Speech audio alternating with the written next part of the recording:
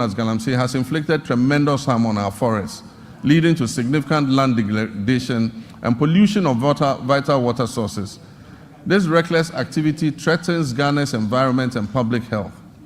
Mr. Speaker, I'm sad to report that presently 44 of the country's 288 forest reserves have been impacted, an area that is alarmingly equivalent to approximately 8,000 football fields has been completely destroyed.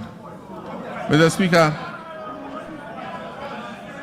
the pollution levels in major rivers within the southwestern basin are critically high, with turbidity levels far exceeding possible units.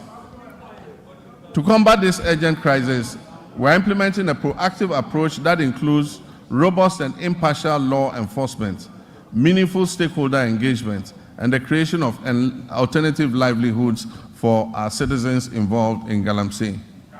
We're expanding the Minerals Commission regional offices to strengthen their regulatory oversight. We will establish a framework that categorizes mining activities into small, medium, and large scale, each with its tailored regulations. Mr. Speaker, we will establish a gold board, and we're in the process of doing it. Legislation will come to this House shortly. This gold board will ensure effective governance of the gold industry. At the same time, we wish to take advantage of Ghana's salt production capacity to place it as a central export commodity under the African Continental Free Trade Area. We will also seize opportunities presented by the global shift towards net zero emissions to craft policies related to critical minerals such as lithium.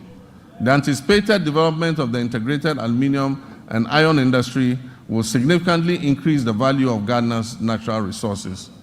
In our commitment to restoring degraded forests, we will launch the Tree for Life restoration policy and the Blue Water Initiative, which will transform mined-out areas into ecological recovery zones. This ambitious afforestation program aims to establish more than 50,000 hectares of new plantations and undertake 5,000 hectares of enrichment planting annually. We'll also implement public sensitization campaigns to foster sustainable forest management practices and uphold the Wildlife Resource Management Act. We're going to involve school children and the general public in tree planting and tree growing. Mr. Speaker, comprehensive reforms will be introduced to enhance transparency and efficiency while ensuring tenure of security in land administration. Climate change remains a pressing concern for Ghana and the global community. To meet our climate mitigation targets, Ghana has allocated 24 million metric tons of its carbon budget, totaling 64 million metric tons of carbon, for authorization under Article 6 of the Paris Agreement. We've successfully authorized 3 projects which are poised to reduce 5.2 million tons of our carbon emissions. In line with our manifesto, we are committed to strengthening institutional and human capacity through necessary adaptation and mitigation measures to bolster resilience in critical sectors such as agriculture, forestry, energy, and water resources.